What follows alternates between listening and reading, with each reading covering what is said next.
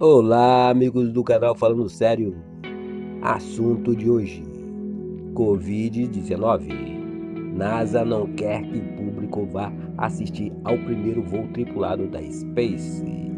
Mas antes, meus amigos, curtam, compartilhem, se inscrevam no nosso canal e não deixe de acionar o sininho para novos vídeos como este. Muito obrigado. A NASA confirmou que o lançamento de astronautas norte-americanos à Estação Espacial Internacional a bordo de uma nave da Space acontecerá no dia 27 de maio deste ano, 2020. No entanto, o acontecimento histórico não poderá ser acompanhado de perto pelo público, já que a agência espacial está tomando medidas preventivas contra a pandemia de Covid-19. Será um voo histórico, porque marcará o fim do contrato dos Estados Unidos com a Rússia para fazer o transporte de seus astronautas à estação orbital. Desde 2011, ano em que o programa do ônibus espacial chegou ao fim, a NASA depende da agência espacial russa Roscosmos e seus foguetes para enviar 2 astronautas por vez. Isso custa caro, 90 milhões de dólares para cada assento no veículo espacial russo. Com os lançamentos agora realizados pela Space em solo norte-americano, a NASA gastará cerca de 60 milhões de dólares no total. A mudança não reflete apenas no orçamento, mas também na autonomia da NASA para lançar suas próprias missões espaciais. Por todos esses motivos, o primeiro lançamento tripulado à ISS é um grande marco e empolgante para qualquer entusiasta. No entanto, o administrador da NASA, Jim Bridenstine, avisou que o público deve acompanhar o evento em casa. Ao lado de outros líderes da agência, ele fez um apelo durante uma videoconferência de 1 hora sobre as ações da NASA em resposta à pandemia. Ele confirmou que o lançamento acontecerá na data estipulada, mas os fãs das emissões espaciais que normalmente comparecerem aos lançamentos devem ficar em casa, disse ele. Como este é um voo histórico e bastante simbólico, Bridenstine disse que a NASA receberia multidões ainda maiores do que costuma receber em um lançamento de menor importância, se não houvesse uma pandemia para combater. Mas, apesar do entusiasmo, Bridenstine enfatizou que as pessoas devem assistir em um lugar que não seja o Centro Espacial Kennedy. Fonte da notícia: Daniele Cavalcante. Narração: Cidinho de Assis. Muito obrigado, meus amigos. Fiquem com Deus.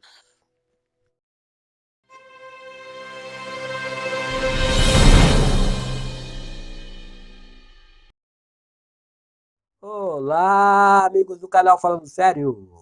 Assunto de hoje: casos verídicos. Neville Goddard. Mas antes, meus amigos, curtam, compartilhem, se inscrevam no nosso canal e não deixe de acionar o sininho para novos vídeos como este. Muito obrigado. A esta altura, será extremamente útil citar uma série de exemplos específicos com realizações concretas, alcançadas através da aplicação desta lei. Histórias reais serão contadas. Em cada uma delas, o problema está claramente definido e a forma como a imaginação foi usada para alcançar o estado necessário de consciência foi totalmente descrita. Em cada um destes exemplos, o autor Neville Goddard estava pessoalmente envolvido ou tomou conhecimento dos fatos através da própria pessoa em questão. Caso número 1. Esta é uma história em que cada detalhe eu mesmo vivi. Neville Goddard. Na primavera de 1943, durante a Segunda Guerra Mundial, um soldado recentemente recrutado estava alocado em uma grande base do exército em Louisiana, Estados Unidos. Ele desejava intensamente sair do exército, mas queria que sua saída fosse feita de acordo com os recursos cabíveis para que sua saída fosse honrosa. A única maneira para ele conseguir isso seria através de um pedido de dispensa. O pedido seria levado à aprovação de seu comandante, para que então fosse validado. Com base no regulamento do Exército, a decisão do comandante é final e a ela não cabe nenhum recurso. O soldado, seguindo todo o protocolo necessário, registrou o seu pedido de dispensa. Este pedido lhe foi respondido dentro de 4 horas, marcado como recusado. Sabendo que ele não poderia recorrer da decisão a nenhuma instância superior, nem militar e nem civil, ele voltou-se para dentro de sua própria consciência, determinado a recorrer à lei da concepção. O soldado sabia que a sua consciência era a única realidade e que o seu próprio estado de consciência determinava os eventos que ele encontraria. Naquela noite, quando se deitou, antes de adormecer, ele buscou concentrar-se conscientemente usando a lei da concepção. Em sua imaginação, ele sentiu-se estar em seu próprio apartamento na cidade de Nova York. Ele visualizou o apartamento, ou seja, com os olhos da mente, ele realmente viu o seu próprio apartamento, nitidamente imaginando cada um dos seus quartos e móveis como se fossem reais. Com este cenário claramente visualizado e deitado de costas para a cama, ele fisicamente relaxou completamente. Desta forma, ele se induziu a um estado rente ao sono, mantendo ao mesmo tempo o controle da direção de sua atenção. Enquanto o seu corpo estava completamente imobilizado, ele presumia estar em seu próprio quarto e sentia estar deitado em sua própria cama, o que era algo bem diferente de estar deitado em um colchonete do exército. Em sua imaginação, ele levantou-se da cama, saiu de quarto em quarto, tocando vários dos objetos de sua mobília. Então ele se dirigiu para a janela e, com as mãos apoiadas sobre o parapeito, observou a rua a qual o seu apartamento dava de frente. Isso tudo era tão vívido em sua imaginação que ele via em detalhes o calçamento da rua, o meio-fio das calçadas, as árvores e os familiares tijolos vermelhos do edifício em frente ao seu. Ele então retornou para a cama em seu alojamento e virou-se para dormir. Ele sabia que o mais importante para o uso bem-sucedido desta lei é que, no exato momento antes de dormir, a sua consciência precisaria ser preenchida com a concepção de que ele já tinha aquilo que ele desejava ter. Tudo o que ele fez através de sua imaginação baseou-se na concepção de que ele não estava mais no exército. Noite após noite, o soldado promulgou este drama. Noite após noite, em sua imaginação, ele sentia-se dispensado de maneira honrosa, de volta em sua aparente casa, vendo todos os ambientes familiares a ele e adormecendo na sua própria cama. E isto continuou durante 8 noites. Durante 8 dias, as suas experiências objetivas continuavam a ser opostas à sua experiência subjetiva, vivenciada todas as noites em sua consciência antes de dormir. No nono dia, chegaram ordens do quartel-general do batalhão, pedindo para que o soldado preenchesse um novo requerimento de dispensa. Logo em seguida, ele o preencheu e foi ordenado a se dirigir ao gabinete do coronel. Durante a conversa, o coronel lhe perguntou se ele ainda desejava sair do exército. Ao receber uma resposta afirmativa, o coronel disse que ele pessoalmente discordava, mas apesar de suas fortes objeções, ele resolveu reconsiderá-las e liberar a dispensa. Dentro de algumas horas, o pedido foi aprovado e o soldado, agora um civil, estava em um trem rumo à sua casa. Caso número 2. Esta é uma impressionante história de um empresário extremamente bem-sucedido que demonstra o poder da imaginação e a lei da concepção. Eu conheço intimamente esta família, Neville Goddard, e todos os detalhes me foram contados pelo filho aqui mencionado. Essa história começa quando ele tinha 20 anos de idade. Ele era o segundo mais velho de uma família de 9 irmãos e uma irmã. O pai era um dos sócios em um pequeno negócio de marketing. Em seu 18º ano, o irmão referido nesta história deixou os pais que viveu durante esse tempo e viajou 2.000 milhas para entrar na faculdade e concluir sua educação. Logo após seu primeiro ano de faculdade, ele teve que voltar para casa por causa de um trágico acontecimento relacionado ao negócio de seu pai. Devido às artimanhas de seus sócios, o pai foi forçado a abandonar o negócio, sendo alvo de falsas acusações que impugnavam a sua integridade e caráter. Com isso, ele foi privado de sua participação legal no capital da empresa. O resultado foi que ele ficou imensamente desacreditado e quase falido. Foram nestas condições que o filho saiu da faculdade e voltou para casa. Ele voltou para casa, porém o seu coração estava tomado de uma grande decisão. Ele estava determinado a se tornar extremamente bem-sucedido no negócio. A primeira coisa que ele e seu pai fizeram foi usar o pouco dinheiro que eles tinham para começar o seu próprio negócio. Eles alugaram uma pequena loja em uma rua não muito longe do grande escritório, do qual o pai tinha sido um dos sócios principais. Lá eles começaram um negócio e prestavam um grande serviço à comunidade.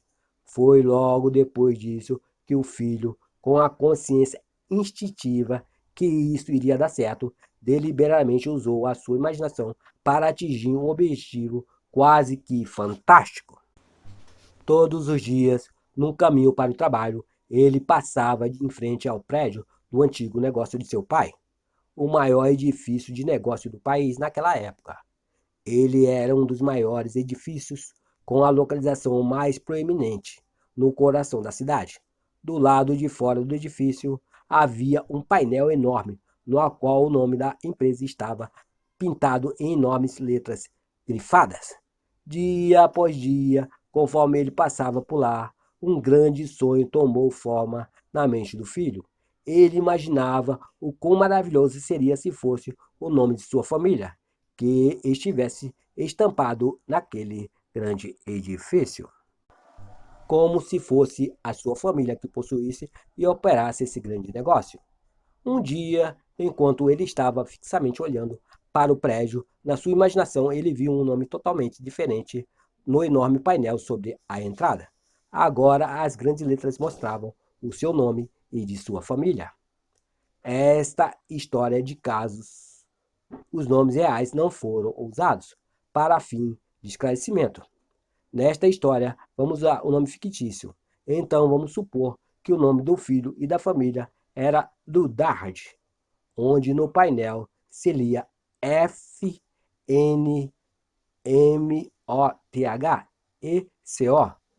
Na imaginação dele, ele realmente via o nome J.N. Ludart e Filhos, letra por letra. Ele permanecia olhando para o painel com os olhos abertos, imaginando que ele lia J.N. Ludart e Filhos 2 vezes por dia, semana após semana, mês após mês. Durante 2 anos, ele viu seu nome e o de sua família ao longo da fachada do prédio, estando convencido de que se realmente sentisse forte o bastante que isso era verdade, o que verdadeiramente ele sentia e vendo o seu nome e de sua família no painel, o que significava que eles seriam os donos do local. Ele se convenceu de que um dia eles seriam. Durante todo esse período, ele contou isso o que ele estava fazendo a apenas uma pessoa. Ele confidenciou isso à sua mãe, que, com uma preocupação amorosa, tentou desencorajá-lo, a fim de protegê-lo do que poderia ser uma grande decepção. Apesar disso, ele persistiu dia após dia. 2 anos mais tarde, a grande empresa faliu e o cobiçado edifício iria à venda. No dia em que foi colocado à venda, ele parecia tão longe de seu alcance quanto estava há 2 anos antes, quando ele começou a aplicar a lei da concepção. Durante este período, eles tinham trabalhado duro e seus clientes tinham plena confiança em seu trabalho. No entanto, ele e sua família não tinham ganhado nada comparado à quantidade de dinheiro necessária para a aquisição do imóvel. Eles nem mesmo tinham qualquer fonte para qual eles pudessem solicitar o empréstimo do capital necessário para tornar ainda mais remota a chance de conseguir o que ele queria. Havia o fato de que o imóvel era considerado a propriedade mais cobiçada na cidade e um grande número de empresários ricos estavam capacitados a comprá-lo. No dia em que a propriedade foi posta à venda, aconteceu que, para sua surpresa, um homem, quase um totalmente estranho, entrou em sua loja e se ofereceu para comprar a propriedade para eles. Devido a algumas condições incomuns envolvidas nesta negociação, a família do filho não tinha nem mesmo como fazer uma oferta pela propriedade. Eles pensavam que o homem estava de brincadeira. No entanto, este não era o caso. O homem explicou que ele já estava há algum tempo estudando o negócio deles, e para ele a habilidade e integridade deles para o negócio era formidável, e que, sendo assim, fornecer o capital necessário para que eles ampliassem o negócio em larga escala seria um investimento extremamente vantajoso para ele. Neste mesmo dia, a propriedade era deles. Aquilo que o filho manteve em sua imaginação agora era uma realidade. A aposta do estranho foi mais do que justificada. Hoje, esta família possui não somente o referido negócio em particular, mas possui muitas outras indústrias, ainda maiores, no país onde vivem. O filho, vendo o nome de sua família sob a entrada deste grande edifício, muito antes de realmente estar lá, estava utilizando exatamente a técnica que produz resultados, assumindo a sensação de já ter aquilo que desejava, fazendo isso uma realidade vívida em sua imaginação, através de sua persistência, de sua determinação, independentemente das aparências ou circunstâncias. Ele inevitavelmente fez com que o seu sonho se tornasse realidade. Caso número 3. Esta é a história de um resultado inesperado, originado de uma conversa com uma senhora que veio se consultar comigo. Uma tarde, uma jovem avó e mulher de negócios de Nova York veio falar comigo. Com ela veio seu neto de 9 anos de idade, que veio da Pensilvânia para visitá-la. Respondendo às suas perguntas, eu expliquei a lei da concepção, descrevendo detalhadamente o procedimento a ser seguido para ela atingir o seu objetivo. O menino estava sentado em silêncio, aparentemente entretido com um pequeno caminhão de brinquedo, enquanto eu explicava para a avó o método para ela assumir o estado de consciência que ela teria caso o seu desejo fosse realizado.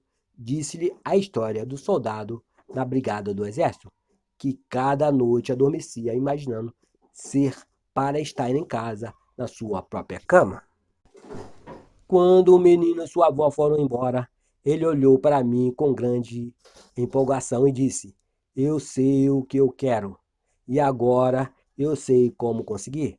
Surpreso, perguntei-lhe o que ele queria. Ele me disse que do fundo do seu coração ele queria um cachorrinho. Com isso, a avó vigorosamente protestou, dizendo ao garoto que já estava mais do que claro que ele não poderia ter um cachorro em hipótese alguma, que seu pai e sua mãe não permitiria isso e que ele era muito novo para tratar adequadamente de um cachorro e que, além disso, o pai tinha uma profunda antipatia por cães. Ele realmente odiava ter um por perto. Todos estes foram argumentos que o menino, apaixonadamente desejoso de ter um cão, recusou-se a entender. Agora eu sei o que fazer, ele disse. Todas as noites, quando eu for dormir, vou fingir que tenho um cachorro e que irei passear com ele fazendo uma caminhada. Não, disse a avó, não é isso o que o senhor Neville quis dizer. Isto não foi para você. Você não pode ter um cão. Aproximadamente 6 semanas depois, a avó me contou o que para ela era uma história surpreendente. O desejo do menino de possuir um cão foi tão intenso que ele observou tudo o que eu disse para sua avó sobre como alcançar o desejo, e ele acreditou implicitamente que, finalmente, ele tinha descoberto como conseguir um cão. Colocando essa crença em prática, durante várias noites, o garoto imaginava que um cachorro estava deitado na sua cama ao seu lado. Na sua imaginação, ele acariciava o cachorro, sentindo seu pelo. Coisas como brincar com o cão e levá-lo para passear enchia as suas ideias. Dentro de algumas semanas, foi isso que aconteceu. Um jornal da cidade onde o garoto morava organizou uma campanha especial sobre a Semana da Bondade com os Animais. Os alunos de todas as escolas foram solicitados a escrever uma redação sobre o tema, porque eu gostaria de ter um cão. Depois de todas as escolas entregarem a redação para serem avaliadas e julgadas, e o vencedor do concurso foi anunciado. O mesmo menino que algumas semanas antes estava no meu apartamento em Nova York é que tinha me dito, agora eu sei como conseguir o cão, foi o vencedor. Em uma cerimônia elaborada que foi divulgada com fotos e histórias no jornal, o menino foi premiado com um lindo filhote de Collie. Em relação à história, a avó me disse que se o menino tivesse recebido dinheiro para comprar um cão, o pai se recusariam a fazê-lo e o teriam usado para comprar um presente para o menino, ou colocariam dinheiro no banco na poupança dele. Além disso, se alguém tivesse simplesmente dado um cão de presente para o menino, eles o teriam recusado, ou teriam se desfeito dele em seguida. Mas da forma dramática como o menino ganhou o cão, por ele ter vencido o concurso da cidade, pelas histórias e fotos que saíram no jornal, pelo orgulho da realização alcançada, pela alegria do menino, tudo isso culminou em uma mudança no coração dos pais, e eles se viram fazendo aquilo o que eles concebiam ser impossível. Deixaram o menino ficar com o cão. Foi isso que a avó me contou, e ela concluiu dizendo que havia um tipo específico de cachorro que o menino mais desejava, e seus pais, com o seu coração, era um Collie. Caso de número 4. Este caso me foi contado pela tia na história, diante de todo o público presente durante o encerramento de uma das minhas palestras. Durante o período de perguntas após minha palestra sobre a lei da concepção, uma senhora que já havia assistido muitas vezes às minhas palestras, que já havia se consultado comigo em um certo número de ocasiões, levantou-se e pediu permissão para contar uma história, ilustrando como ela tinha usado a lei com sucesso. Ela disse que ao voltar para casa depois da palestra da semana anterior, ela havia se encontrado com a sua sobrinha, que estava terrivelmente chateada e angustiada.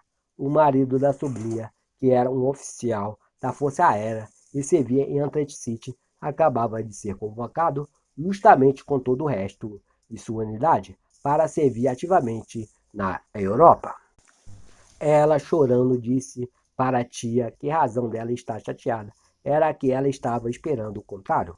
Ela esperava que seu marido fosse transferido para a Flórida como instrutor. Eles dois amavam a Flórida e estavam ansiosos para se mudarem para lá, e não, ao invés disso, terem que se separar um do outro.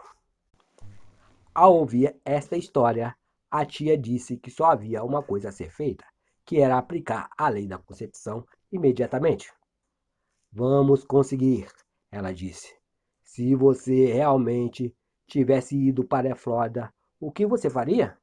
Você sentiria a brisa morna, sentiria o cheiro da maresia, sentiria seus pés afundando na areia. Bem, então vamos fazer isso agora. Elas tiraram os sapatos e apagaram as luzes. Em suas imaginações, sentiam-se realmente na Flórida, sentindo a brisa morna, o cheiro, o ar salgado do mar, afundando os dedos dos pés na areia. 48 horas mais tarde, o marido recebeu uma mudança de ordens. As suas novas instruções determinavam que ele fosse imediatamente para a Flórida como um instrutor da Força Aérea. 5 dias depois, sua esposa estava em um trem indo ao seu encontro. Apesar da tia, a fim de ajudar a sua sobrinha a atingir o seu desejo, ter se juntado à sobrinha para assumir o estado de consciência necessário, ela não foi para a Flórida, pois esse não era o seu desejo. Por outro lado, era o intenso desejo da sobrinha. Caso número 5.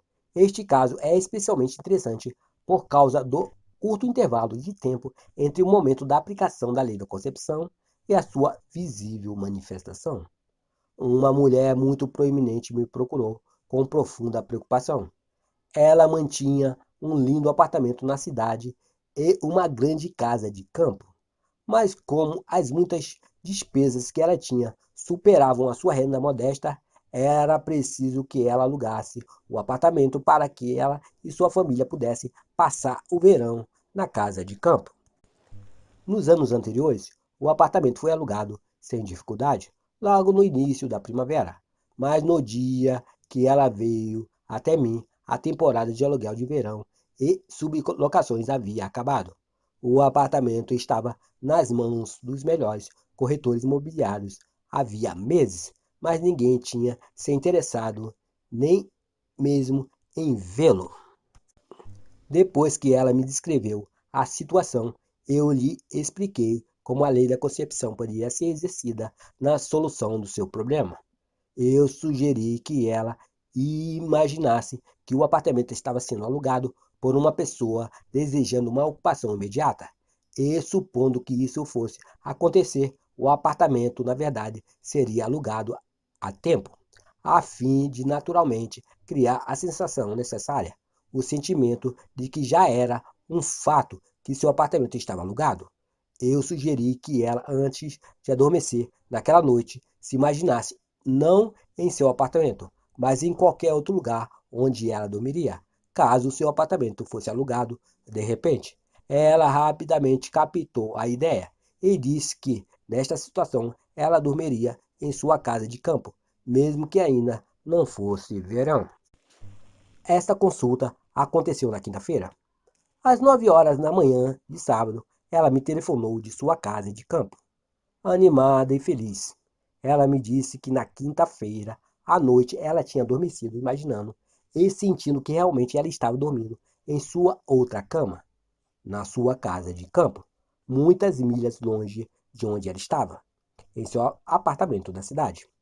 Na sexta-feira, dia seguinte, um inquilino realmente desejável, que atendia a todos os requisitos do seu perfil de pessoa responsável, não só alugou o apartamento, mas o alugou com a condição de poder se mudar naquele mesmo dia.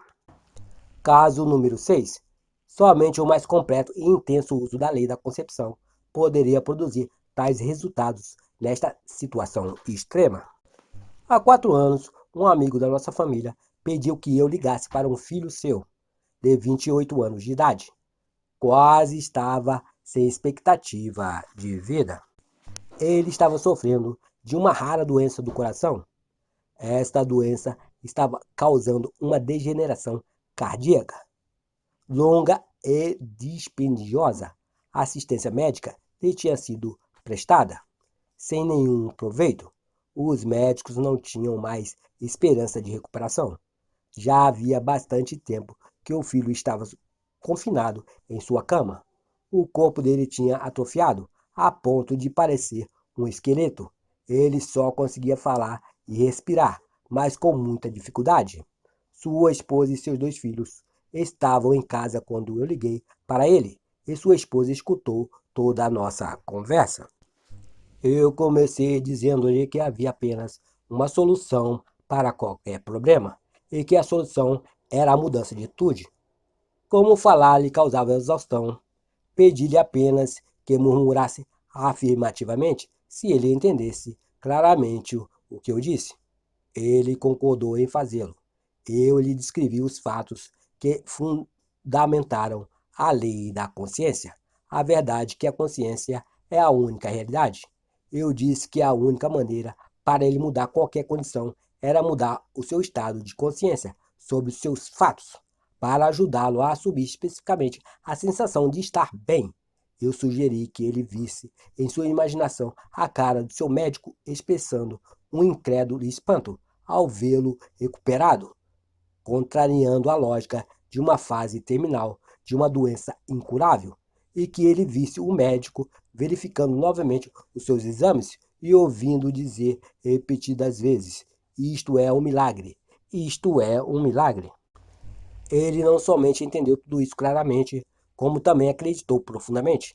Ele prometeu que iria seguir fielmente este procedimento.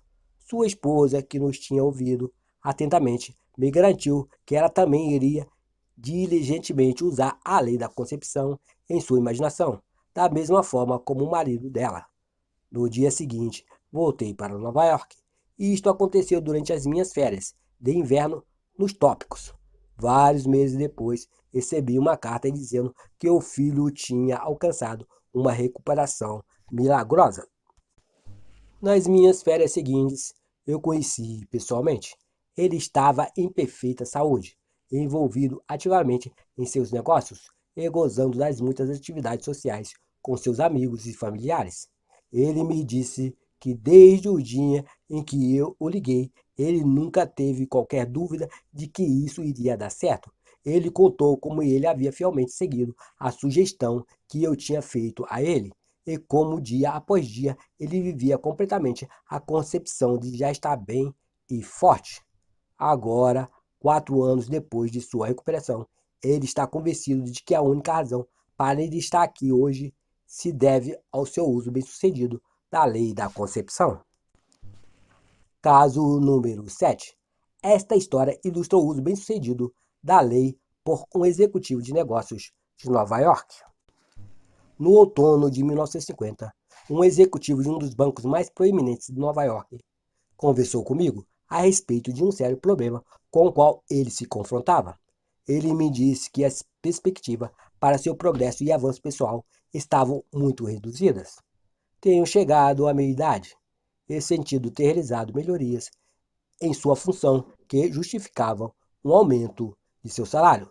Ele resolveu debater sobre o assunto com os seus superiores. Eles disseram-lhe francamente que qualquer aumento significativo seria impossível e deram a entender que, se ele estivesse insatisfeito, ele poderia procurar outro emprego. E isto, claro, só aumentou a sua inquietação.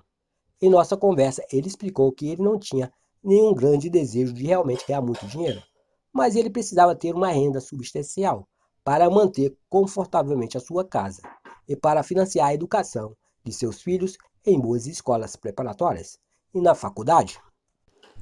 E isso ele achava que era impossível com a renda atual. A recusa do banco em oferecer-lhe um crédito pessoal necessário para financiar um futuro próximo resultou em um sentimento de descontentamento e em seu intenso desejo de conseguir um melhor cargo com uma renda consideravelmente maior. Ele me confidenciou que o tipo de trabalho que ele gostaria de ter seria onde ele pudesse administrar os fundos de investimento de uma grande instituição, como uma fundação ou alguma grande universidade. Ao lhe explicar a lei da concepção, eu afirmei que a sua situação era apenas uma manifestação do seu conceito de si mesmo.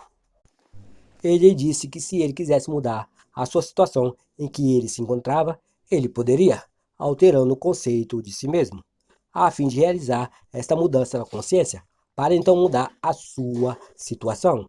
Eu lhe pedi para seguir este procedimento todas as noites pouco antes de dormir, que ele sentisse em sua imaginação que, na realidade, ele estava se deitando ao final de um dos dias mais importantes e bem-sucedidos de sua vida. Que ele imaginasse que ele realmente tinha fechado um acordo neste dia para juntar-se ao tipo de organização que ele desejava trabalhar, ocupando exatamente o cargo que ele almejava. Sugeri-lhe que ele conseguisse preencher completamente sua mente com este sentimento. Ele definitivamente iria experimentar uma sensação de alívio. Com esse estado de espírito, sua inquietação e descontentamento seria coisas do passado. Ele sentiria o contentamento que vem com a realização do desejo. Eu terminei lhe afirmando que se ele fizesse isso finalmente, ele inevitavelmente conseguiria o tipo de cargo que ele desejava. Isto foi na primeira semana de dezembro. Noite após noite, sem exceção, ele seguiu este procedimento. No início de fevereiro, um dia anterior de uma das fundações mais ricas do mundo, perguntou a este executivo se ele estaria interessado em juntar-se à fundação em um cargo executivo, controlando investimentos. Após uma breve conversa, ele aceitou. Hoje em dia, com um rendimento substancialmente mais elevado e com a garantia de progresso contínuo, este homem está em um cargo muito superior a tudo o que ele esperava. Caso número 8. O marido e a mulher nesta história assistiam às minhas palestras havia alguns anos. Ela é uma interessante ilustração sobre a aplicação consciente desta lei, com as duas pessoas se concentrando em um mesmo objetivo ao mesmo tempo. Este homem e sua esposa formavam um casal excepcionalmente devoto. Eles eram completamente felizes e totalmente livres de qualquer problema ou frustrações. Havia algum tempo em que eles estavam planejando se mudar para um apartamento maior. Quanto mais eles pensavam sobre isso, mais eles percebiam em seus corações que eles desejavam poder adquirir uma bela cobertura. Em uma consulta que prestei junto a eles dois, o marido me explicou que queria uma cobertura com uma enorme janela, com uma vista magnífica. Do outro lado, a esposa disse que ele gostaria de ter um canto com paredes espelhadas de cima para baixo. Ambos queriam ter uma lareira e era preciso que a cobertura fosse localizada em Nova York. Havia meses que eles procuravam essa cobertura, porém em vão. Na verdade, a situação na cidade era tal que a obtenção de qualquer tipo de apartamento era quase uma impossibilidade. Eles estavam tão escassos que não somente havia lista de espera por eles, mas também para todos os seus serviços complementares, como a aquisição de um mobiliário planejado ou de uma decoração de interiores. Novos apartamentos estavam sendo arrendados antes mesmo de serem terminados e muitos sendo alugados desde a planta do edifício. Logo no início da primavera, depois de meses de buscas infrutíferas, eles finalmente localizaram um que lhes interessou fortemente. Era um apartamento de cobertura num edifício prestes a ser construído na parte superior da Quinta Avenida, de frente para o Central Park. Por ser um prédio novo, ele tinha um grande inconveniente. Ele ainda não estava disponível para alugar, e o casal achava que qualquer aluguel seria exorbitante. Na verdade, era algo em torno de vários milhares de dólares ao ano, mais do que eles pretendiam pagar. Durante os meses de primavera, entre março e abril, eles continuaram procurando várias coberturas em toda a cidade, mas eles sempre voltavam à estaca zero. Finalmente, eles decidiram aumentar substancialmente a quantia que eles pagariam e fizeram uma proposta para o corretor do edifício, que concordou em encaminhá-la aos proprietários para avaliação. Foi neste momento, sem comentar um com o outro, que cada um decidiu aplicar a lei da concepção, e só mais tarde que cada um descobriu o que o outro tinha feito. Noite após noite, ambos adormeciam em imaginação, na cobertura de seus sonhos. O marido, deitado, com os olhos fechados, imaginava a janela do quarto com vista para o parque. Ele se imaginava indo para a janela, com a primeira coisa que ele fazia de manhã para apreciar a vista. Ele sentia-se sentado no terraço com vista para o parque, brindando com sua esposa e amigos, e todos apreciavam o lugar deliberadamente. Ele realmente preenchia a sua mente, sentindo-se na cobertura e no terraço. Durante todo esse tempo, sem ele saber, a sua esposa fazia a mesma coisa. Várias semanas se passaram sem qualquer decisão por parte dos proprietários. Mesmo assim, eles continuavam a imaginar que, a cada noite, eles na verdade estavam dormindo na cobertura.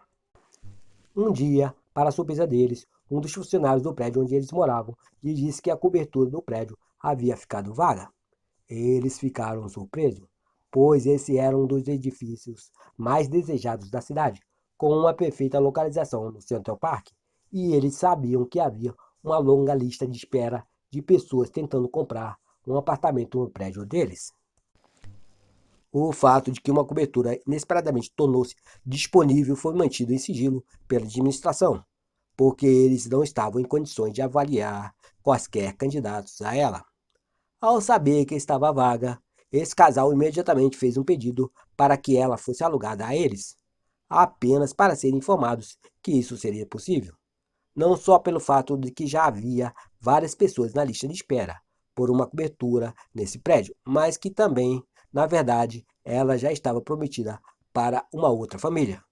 Apesar disso, o casal realizou uma série de reuniões com a administração, o que por fim fez com que a cobertura ficasse com eles. O imóvel disponível para aluguel estava num valor dentro do que eles pretendiam pagar inicialmente quando começaram a procurar por uma cobertura. O local, o apartamento em si e o grande terraço que o cercava de norte a sul e oeste estavam além de todas as suas expectativas. E na sala de estar, de um lado havia uma janela gigante de 4,5 metros de largura por 2,5 metros de altura, com uma vista magnífica para o Central Park, e do outro uma parede espelhada de chão ao teto, incluindo uma lareira. Narração Cidinho de Assis. Fiquem com Deus, meus amigos.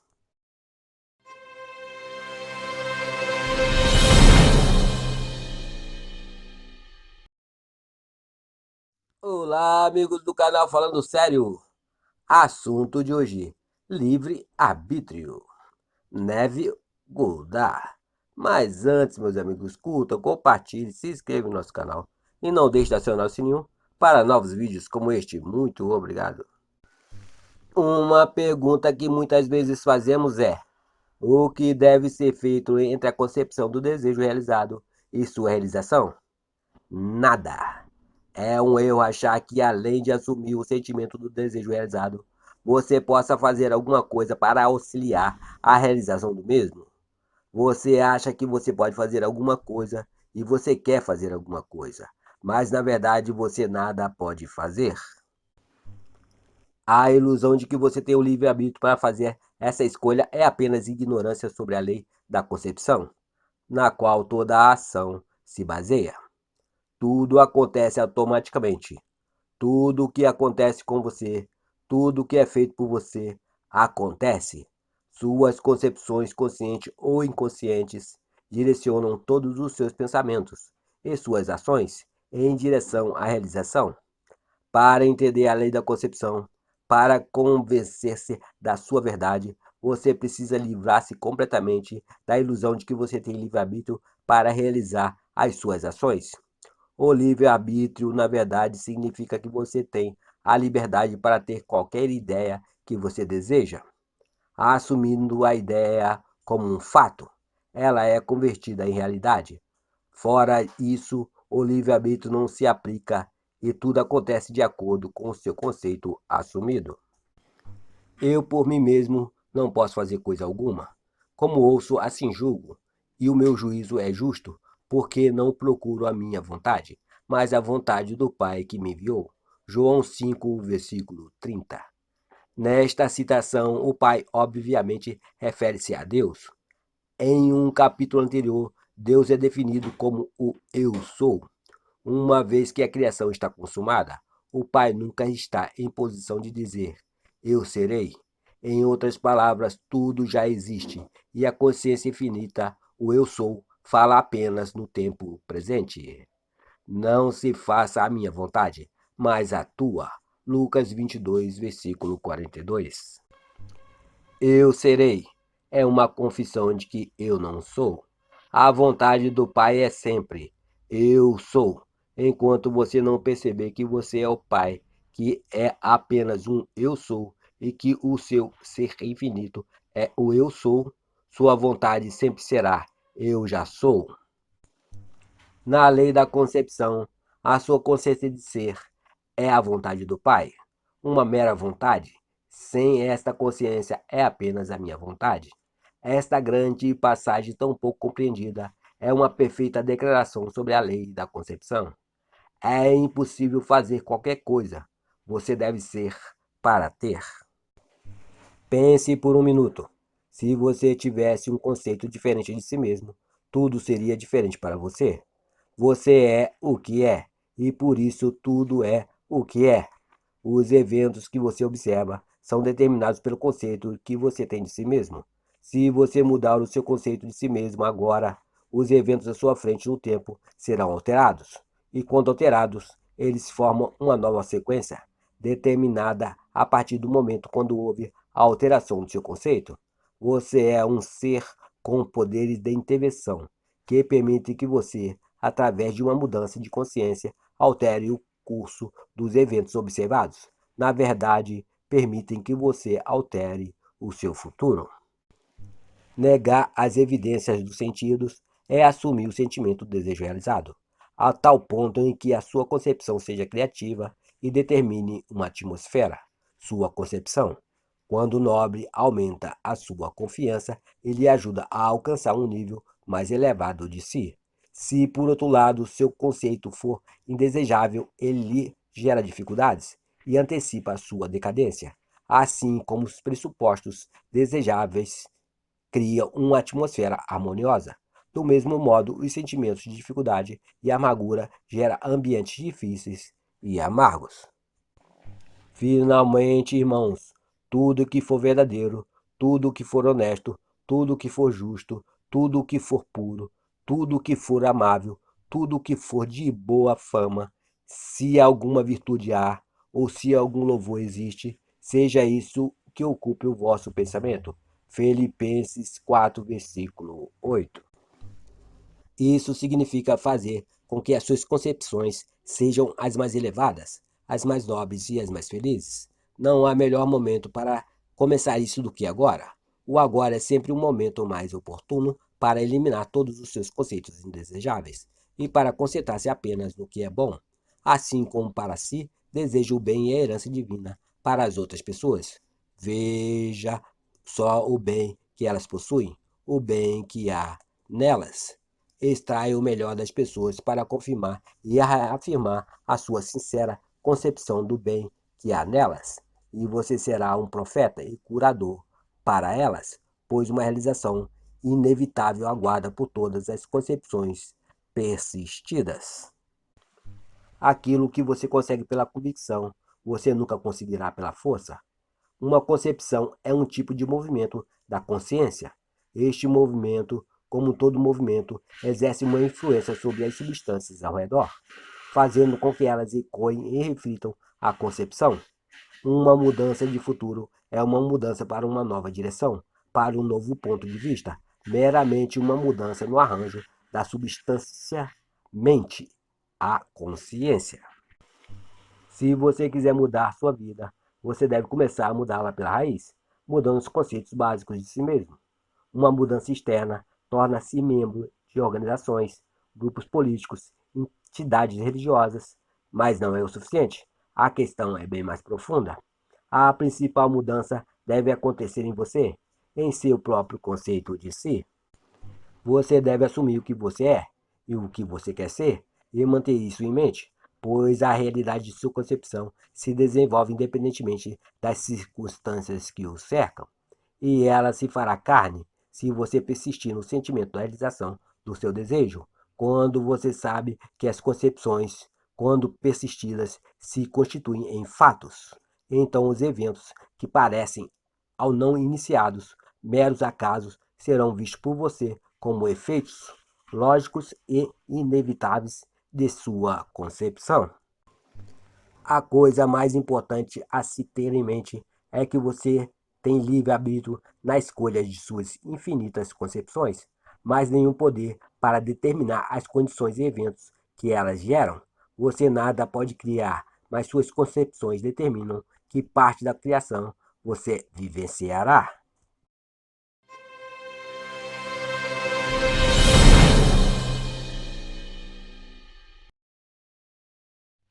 Olá, amigos do canal Falando Sério.